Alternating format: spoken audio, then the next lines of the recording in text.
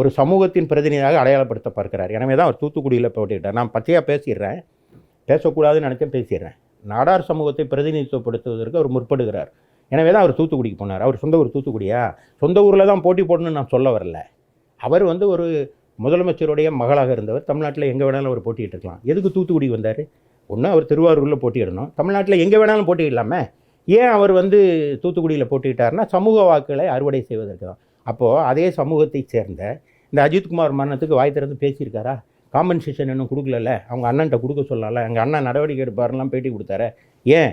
அதே மாதிரி கள்ளக்குறிச்சி மரணங்கள், எதை இளம் உதவிகள் அதிகரித்து விட்டார்கள் என்று ஊர் ஊராக போய் பேசினார. இப்போ ஒரு சுடுகாடு, ஒரு ஊரில் ஒரு சுடுகாடை பார்ப்போம், ஒரு ஊரே சுடுகாடானது கள்ளக்குறிச்சியில் தான். அந்த கள்ளக்குறிச்சி மரணங்களுக்கு ஏதாவது பரிகாரம் தேடி இருப்பாரா? அதை வருத்தம் தெரிவித்து பேசியிருப்பாரா? அதனால் துரோகங்கிறது மிகப்பெரிய வார்த்தை. துரோகங்கிறது இப்பொழுது நீங்கள் தமிழகத்திற்கு செய்து கொண்டிருப்பது தான் துரோகம். உங்கள் அண்ணன் தவறு செய்தால் தட்டிக்கழுங்கள், நாங்களும் உடன் வருவோம்.